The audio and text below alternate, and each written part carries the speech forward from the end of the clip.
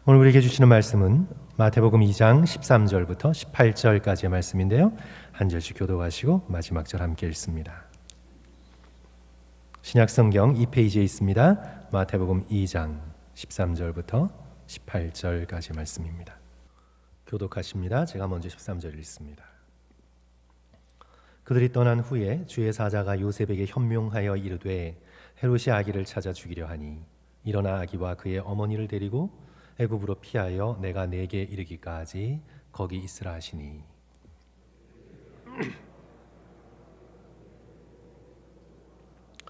헤롯이 죽기까지 거기 있었으니 이는 주께서 선지자를 통하여 말씀하신 바 애굽으로부터 내 아들을 불렀다 함을 이루려 하심이라.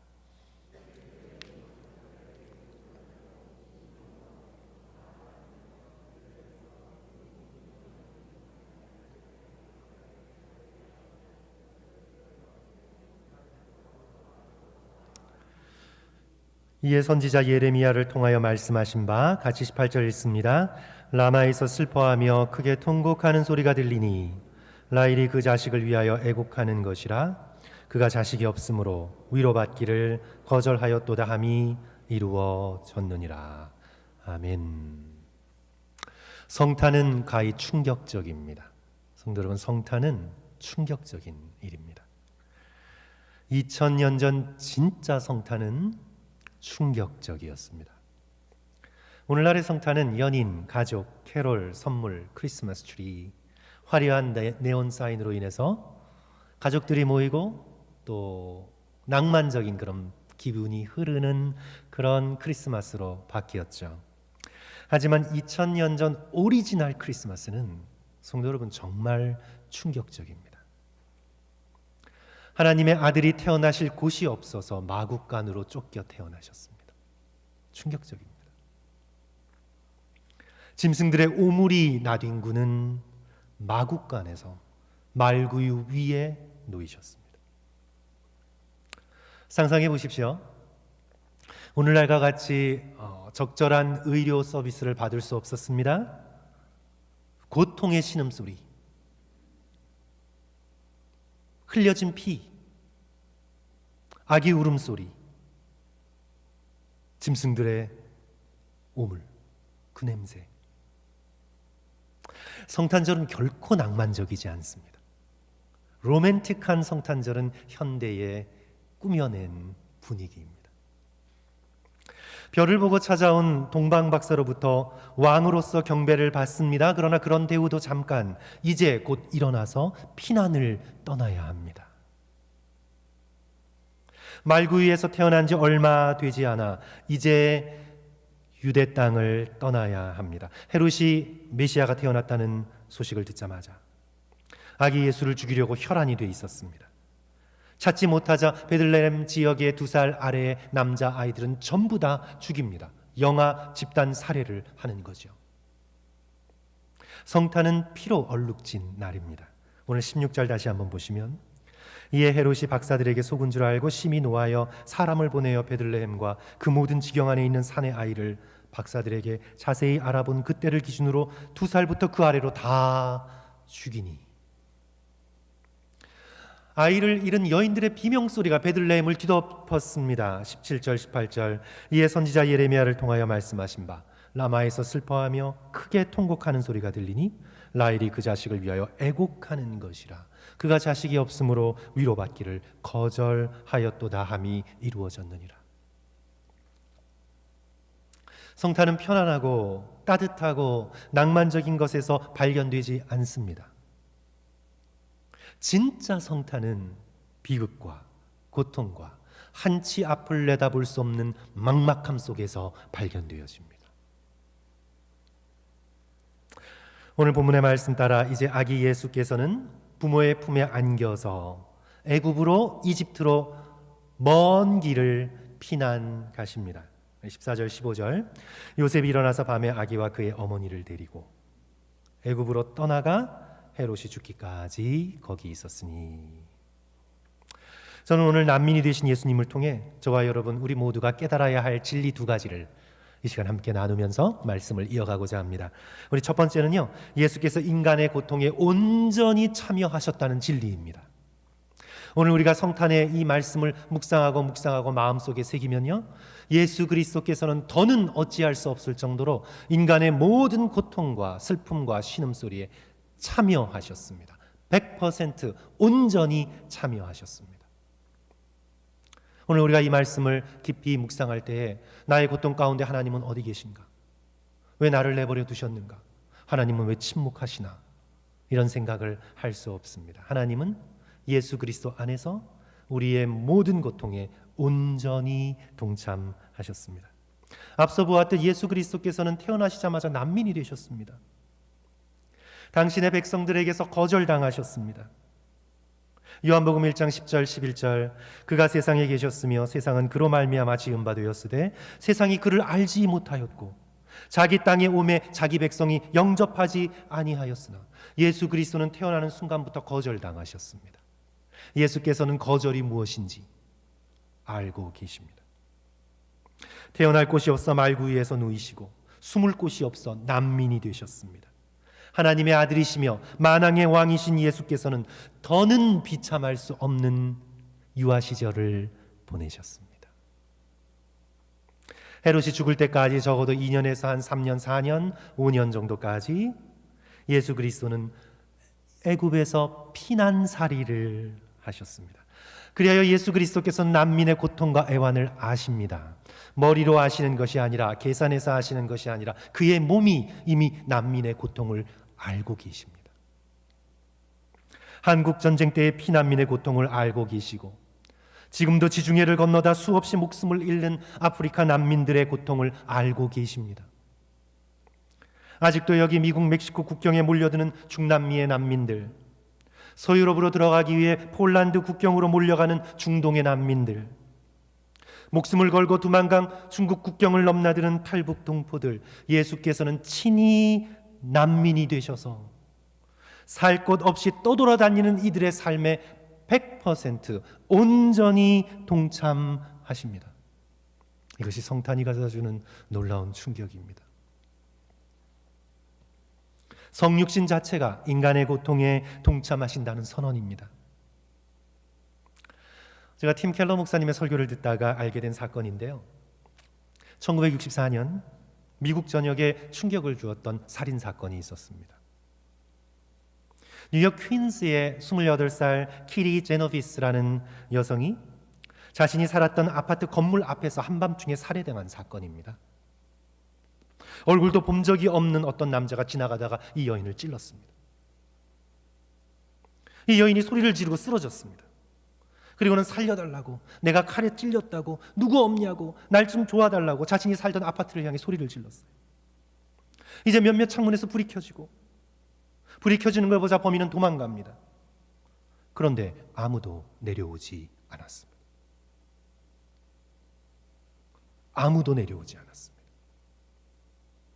이를 알아차린 범인이 다시 돌아와서 쓰러져 있던 키리 제노비스를 또 한 번 찌릅니다. 그리고 키리 제노비스는 그 자리에서 숨을 거둡니다.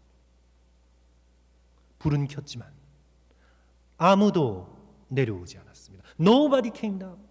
아무도 내려오지 않았습니다. 자기가 피해를 입을까 봐, 자기도 다칠까 봐, 성가신 일에 연루될까 봐 Nobody came down.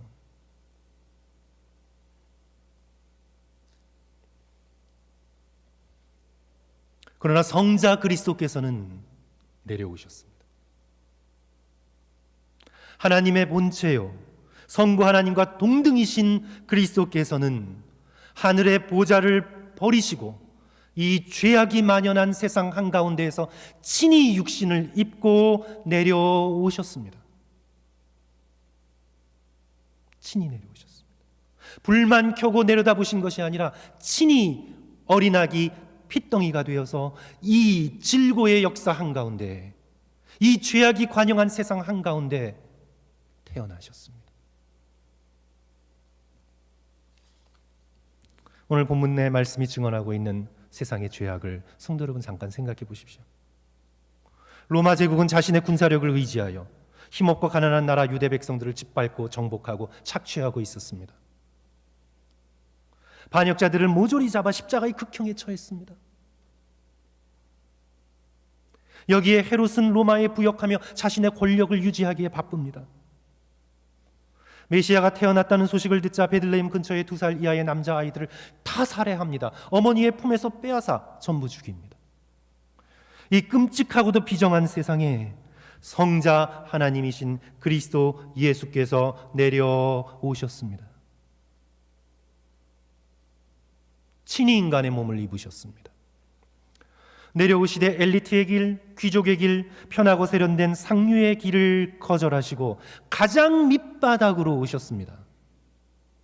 충격적입니다. 길거리에서 태어날 뻔하시다가 말구유에서 나시고 태어나시자마자 오늘 본문에 따라 난민이 되셨습니다.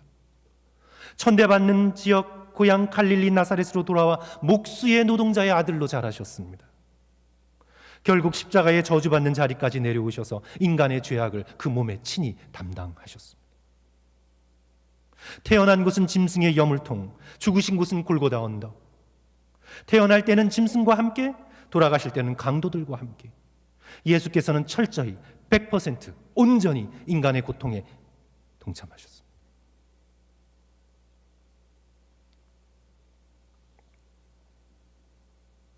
예수 그리스도의 이 놀라운 성탄의 충격적인 사건을 우리가 알고 있음에도 불구하고 우리는 우리의 삶의 여러 가지 크고 작은 문제들로 인해서 이 인생을 살아가면서 예수 그리스도를 향해 이런 의문을 품게 됩니다.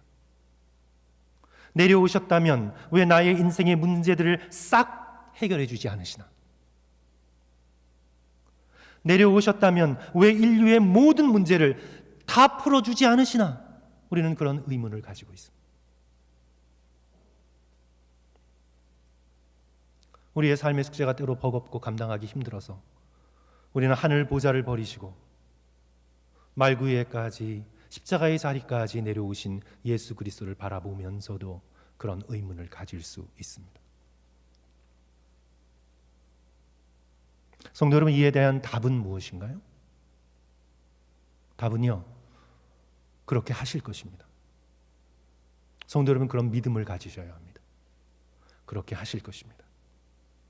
만왕의 왕이신 예수 그리스도께서는 저와 여러분의 인생의 모든 문제를, 그리고 현재 인류 역사를 관통하는 죄와 고통과 악의 모든 문제를 우리가 상상할 수 없는 방법과 능력으로 다 풀어주시고 다 해결해 주실 것입니다. 예수 그리스도께서 재림주로 오실 때, 하나님의 정하신 때가 되어서 역사의 종말에 심판의 주로 역사를 다시 찾아 영광 가운데 내려오실 때 예수 그리스도께서는 인류의 모든 문제, 저와 여러분의 짐지고 갔던 인생의 모든 의문들을 다 풀어주실 것입니다. 요한계시록 21장 3절 중간과 4절의 말씀, 하나님이 그들과 함께 계시리니 그들은 하나님의 백성이 되고 하나님은 친히 그들과 함께 계셔서, 잘 들어보십시오, 모든 눈물을 그 눈에서 닦아주시니, 저와 여러분의 눈가에 있는 모든 눈물을 예수 그리스도의 십자가의 손으로 친히 깨끗이 다 닦아주실 것입니다. 우리는 그 앞에서 모든 의문이 다 풀릴 것입니다. 다시는 사망이 없고 애통하는 것이나 곡하는 것이나 아픈 것이 다시 있지 아니하리니 처음 것들이 다 지나갔음이로라. 주님께서는 다 풀어주실 것입니다. 하지만 그때까지, 예수 그리스도께서 재림하시기 전까지 예수 그리스도의 저와 여러분을 향한 목표는 다른 곳에 놓여 있습니다. 우리의 문제만이 우리의 문제가 아니라 예수 그리스도께서는 저와 여러분의 마음, 저와 여러분의 영혼, 저와 여러분의 심령에 예수 그리스도께서는 목표를 두고 계십니다. 2000년 전 성육신하셔서 이 땅으로 내려오신 이래 예수 그리스도의 인간을 향한 관심은 그 사람의 마음, 그 사람의 영혼입니다. 마음의 변화, 심령의 새로움, 영혼의 회개가 바로 예수 그리스도의 목표입니다. 알라딘 램프의 지니처럼 인공지능의 로봇처럼 우리의 모든 크고 작은 문제들을 우리가 원하는 방식대로 깨끗하게 해결해 주시는 그런 존재로 역사 가운데 계시는 것이 아니라 그렇게 하실 것입니다. 종말의 때에. 그러나 그때까지는 우리 영혼의 구세주요, 오늘 우리의 유일한 구원자로서 우리의 인생 한가운데 들어오셔서 저와 여러분의 마음 문을 끊임없이 두드리고 계십니다. 예수 그리스도께서 하시는 일은 우리의 마음을 끊임없이 두드리고 계십니다. 예를 들자면 이런 경우를 상상해 볼 수 있겠습니다. 요즘처럼 LA에 또 캘리포니아에 비가 좀 많이 내리죠. 가뭄을 해소할 수 있을 정도인지 잘 모르겠지만 정말 비가 좋은 비입니다. 많이 내리고 있습니다. 요즘처럼 비가 억수같이 쏟아지는 밤, 이제 상상해 보십시오. 차를 타고 가는데 그만 타이어에 구멍이 났습니다. 한 번도 자기 손으로 타이어를 갈아본 적이 없습니다. 그래서 갓길에 차를 세웠습니다. 당황하여 어쩔 줄을 몰라서 친구에게 전화를 걸었는데, 미안한 마음을 가지고도 걸었는데 친구가 전화를 받자마자 바로 달려 나옵니다. 타이어를 갈아줄 토우 트럭이 도착할 때까지 그는 몇 시간 동안 함께 비를 맞으며 서 있어 줍니다. 성도 여러분, 이런 친구가 있으신가요? 그 친구와 서 있으면서 이런저런 이야기를 나누면서 마음에 깊은 감동이 몰려옵니다. 이 비 내리는 추운 밤, 열일을 마다하지 않고 함께 있어준 그 친구의 마음이 너무나 고맙습니다. 예수 그리스도의 성육신은 바로 그와 같은 것입니다. 그리스도께서 영혼을 가로질러 우리 가운데 찾아오셨습니다. 이 진흙탕 같은 세상을 하치고 찾아오셨습니다. 물론 우리에게는 타이어가 펑크나고 우리 인생에 여러 가지 크고 작은 문제들이 널려 있지만 예수 그리스도께서는 찾아오셔서 그 고통과 두려움과 한숨과 슬픔의 상황 가운데 우리와 함께 하시며 우리가 생각하는 문제들보다 더 중요한 것, 가장 중요한 것, 예수 그리스도께서 재림하실 때까지 우리의 인생에 있어서 가장 중요한 우리의 마음 문을 두드리고 계십니다. 우리의 영혼을 향해 노크하고 계십니다. 어쩌면 그 모든 문제들을 활용하셔서 우리의 마음 문을 두드리고 계십니다. 문을 열라고, 나를 바라보라고, 나를 의지하라고, 다른 것들을 의지하지 말고 내가 너를 위해 십자가에서 죽은 그 놀라운 사랑을 의지하라고 우리의 마음 문을 두드리고 계십니다. 그러므로 사랑하는 성도 여러분, 우리가 인생의 여러 가지 크고 작은 문제 가운데서 문제만 바라보지 마시고 그 가운데 함께 하시는 예수 그리스도를 주목할 수 있는 저와 여러분 되시기를 주님의 이름으로 간절히 축원합니다. 기독교 철학자 피터 크리프트는 이렇게 말했습니다. 인생은 해결해야 할 문제가 아니라 그리스도 예수와 함께 걸어가야 할 여정이다. 인생은 그저 헉헉거리며 해결해야 할 문제덩어리가 아닙니다. 그 문제를 안고 예수 그리스도와 함께 걸어가야 하는 여정입니다. 우리의 모든 문제는 그리스도께서 재림하실 때, 하나님 앞에 서게 될 때 다 풀릴 것입니다. 다 풀릴 것입니다. 놀랍게 상상할 수 없게 해법이 나올 것입니다. 그러나 그때까지 우리는 마음을 다하여 예수 그리스도와 동행하며 그리스도와 함께 이 거친 인생길을 걸어나가며 우리를 버리지 아니하시고 역사를 꿰뚫고 우리에게 다가오신 예수 그리스도와 함께 인생을 걸어나가시는 그런 놀라운 은혜를 받아 누리시기를 주님의 이름으로 간절히 축원합니다. 두 번째로 이제 우리가 오늘 이 예수 그리스도, 난민이 되신 그리스도에게서 배울 수 있는 진리는요, 우리는 이제 마음을 열어서 이웃의 고통 속에서 그리스도 예수를 발견해야 한다는 진리입니다. 이웃의 고통 속에서. 그 이웃이라고 꼭 멀리 있는 이웃일 필요는 없어요. 나의 가족일 수도 있고 주변에 연약한 사람들일 수도 있습니다. 이웃의 얼굴, 이웃의 고통에서 예수님을 찾아야 한다는 진리입니다. 이는 당연한 결론입니다. 성도 여러분, 예수 그리스도께서 난민이 되셨다면 난민의 모습 속에서 예수님을 발견하는 건 당연한 논리적인 귀결입니다. 우리가 참 읽고 묵상하기 부담스러운 말씀인데요, 양과 염소의 비유가 있지 않습니까? 마태복음 25장 40절에서 임금이 예수 그리스도시죠. 심판주 예수 그리스도께서 임금의 입술을 빌어서 비유 가운데 이렇게 말씀하시죠. 임금이 대답하여 이르시되 내가 진실로 너희에게 이르노니, 예수님께서 지금 이게 가짜가 아니라는 것, 과장이 아니라는 것, 그냥 뭐 들어도 되고 안 들어도 되고 하는 게 아니라 내가 진실로 내가 너희에게 이르노니 너희가 여기 내 형제 중 지극히 작은 자 하나에게 한 것이 곧 나에게 한 것이라. 진실로. 예수 그리스도께서는 지극히 작은 자 하나와 당신 자신을 동일시하십니다. 왜 그러신가요? 왜냐하면 예수께서 지극히 작은 자로 오셨기 때문입니다. 머리 둘 곳이 없는 핏덩이로, 쫓겨 도망가야 하는 난민으로, 식민지의 노동자 몫으로, 십자가에 처형될 죄수로, 예수께서는 지극히 작고도 작은 자의 모습으로 역사 한가운데 오셨기 때문에 지극히 작은 자와 당신 자신을 동일시하십니다. 당연하죠. 논리적인 귀결입니다. 1 더하기 1이 2인 것과 똑같은 아주 간단한 논리적인 결론입니다. 여기서 우리는 잠깐 성도 여러분 성찬에 대해서 좀 생각해 보았으면 좋겠습니다. 성탄이 아니라 성찬, 우리가 31일 송구영신 예배를 하면서 우리가 함께 해야 할 성찬에 대해서 잠깐 생각하는 것이 이 부분을 이해하는 데 좀 도움이 됩니다. 16세기 종교개혁 때 가장 큰 이슈 중에 하나가 바로 성찬의 문제였습니다. 당시 캐톨릭은 떡과 포도주를 나눌 때 그 떡이 진짜 예수님의 살이 된다고 믿었어요. 그리고 그 포도주가 실제로 예수님의 피라고 믿었어요. 그래서 한 방울도 흘리면 안 돼요. 떡도 하나도 낭비하면 안 돼요. 왜냐하면 예수님의 살과 피니까. 그래서 캐톨릭은 지금도 그것을 화채설이라고 하는데 그렇게 믿고 있어요. 실제로 물리적으로 몸이 되고 피가 된다는 그런 교리죠. 이에 반해서 우리가 따르는 개혁주의자들은요, 영적 임재설을 주장했습니다. 성찬을 받을 때 우리가 받는 떡과 포도주에 예수께서 영적으로 임재하셔서 떡은 여전히 떡이에요. 포도주는 여전히 포도주예요.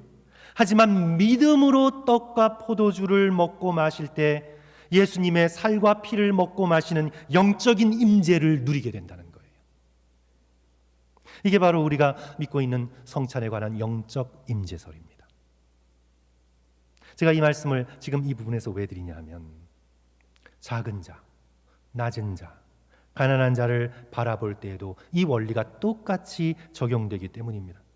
가난한 자는 그대로 가난한 자입니다. 가난한 자가 다 예수님이 아니에요.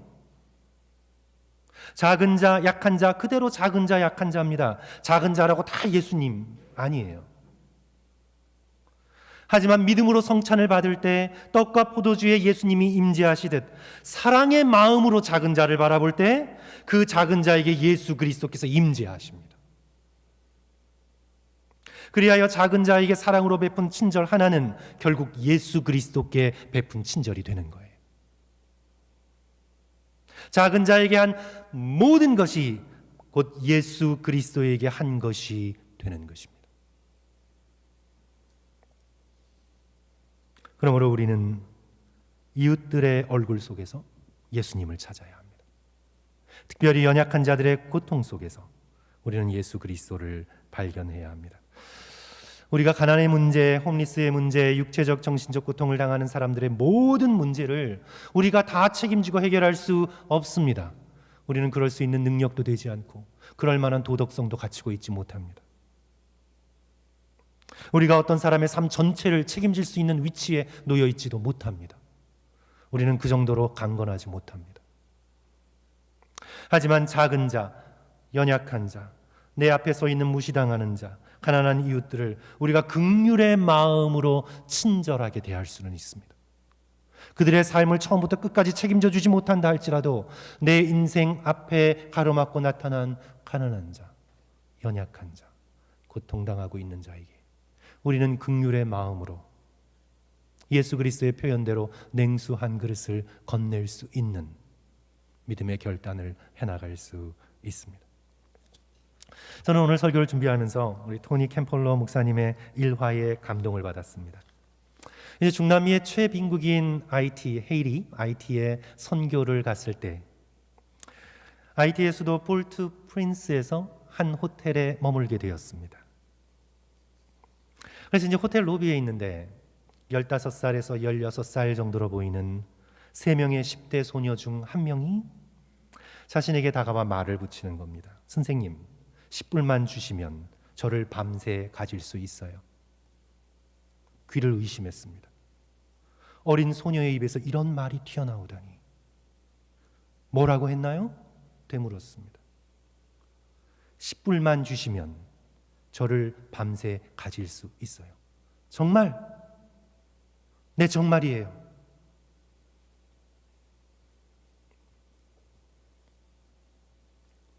세 명을 바라보았습니다. 그러면 내가 30불을 주면 너희들 3명 모두 밤새 나와 함께 있을 수 있다고? 맞아요. 정말이에요. 그러면 30분 후에 모두 215실로 올라와요. 그리고는 이제 호텔 직원에게 가지고 있는 디즈니 비디오를 그 테이블 있는 대로 다 달라고 부탁을 합니다. 그리고는 어린아이들이 잘 먹는 바나나 스플릿 큰 걸로 4개를 주문합니다. 거기다 엑스트라 초콜릿 시럽, 엑스트라 휘크림, 엑스트라 넛스, 엑스트라 에브리띵. 그래가지고 이 엄청나게 큰 바나나 스플릿 4개가 주문이 돼요. 그리고 이제 30분 후에 3명의 소녀가 215실 자신의 방에 도착했습니다. 곧이어 비디오 게임 그리고 4개의 큰 아이스크림이 배달되고 이 토니 캠플러 목사님을 비롯한 이 3명의 그래서 이 도합 4명의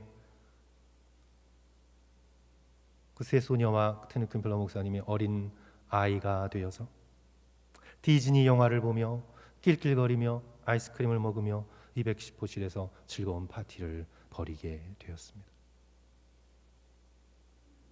새벽 1시까지 디즈니 영화를 보다가 3명 다 피곤에 이기지 못하고 잠들게 됩니다.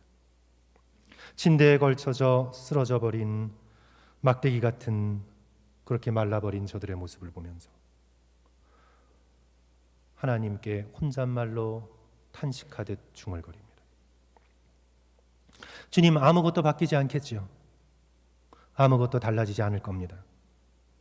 저들은 내일이면 또 거리로 나갈 것이고 10불에 자기 몸을 팔아버리겠죠.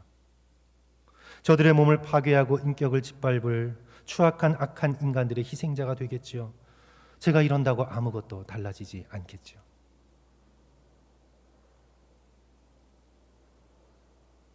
그렇게 실망에 빠져 하나님을 향해 중얼거리고 있을 때 하나님께서 굉장히 또렷한 음성으로 자신의 심령에 말씀하시는 것을 느끼게 됩니다.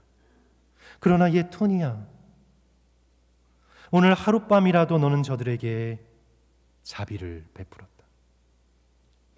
오늘 하룻밤만이라도 너는 저들이 다시 천진한 어린아이로 돌아가게 자비를 베풀었다. For one night you let them be kids again. You didn't change their lives, but for one night you gave them back their childhood. 내가 저들의 전체의 삶을 왕창 다 바꾸지 못했다 할지라도 너는 오늘 저들에게 어린 시절의 즐거움을 선물했다.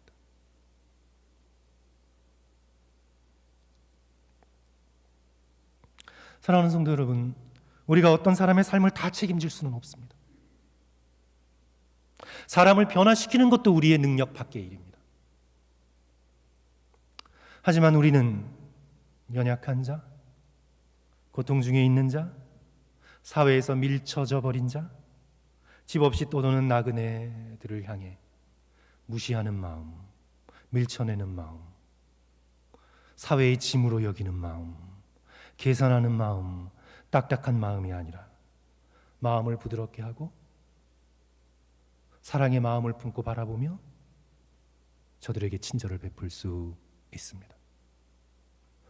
성도 여러분, 굉장히 중요한 영적 과제가 뭐냐면요, 이런 마음을 가지지 않잖아요. 우리가 이런 마음을 가지지 못하잖아요. 그러면 성탄으로 오신 예수 그리스도를 받아들일 수가 없어요. 성도 여러분, 이게 문제예요.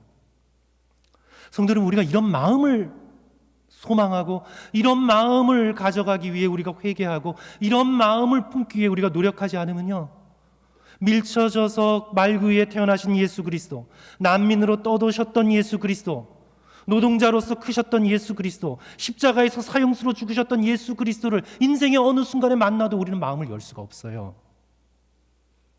올바른 교리를 가지고도 예수 그리스도를 받아들이지 못했던 바리새인처럼 되는 겁니다.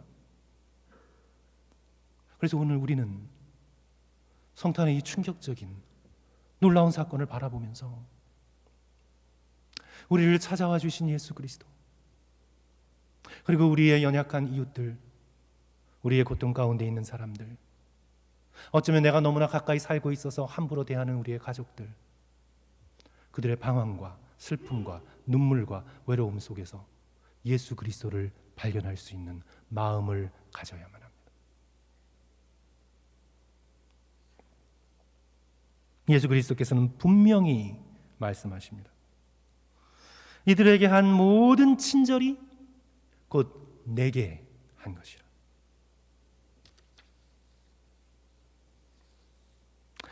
오늘 난민이 되신 유아 시러의 예수 그리스도를 바라보면서 성자 그리스도께서 하늘의 보좌를 버리시고 죄악으로 고통받는 이 세상 한가운데 내려오셔서 저와 여러분의 모든 고난 속에 함께 하시며 저와 여러분의 마음 문을 두드리고 계심을 깊이 깨닫고 그 사랑의 주님을 향해 마음의 문을 활짝 여시는 저와 여러분 되시기를 주님의 이름으로 간절히 축원합니다. 이웃의 고통 속에서 예수 그리스도를 발견하는 이 놀라운 축복이 오늘 저와 여러분의 것이 되시기를 주님의 이름으로 기도합니다. 함께 기도하겠습니다.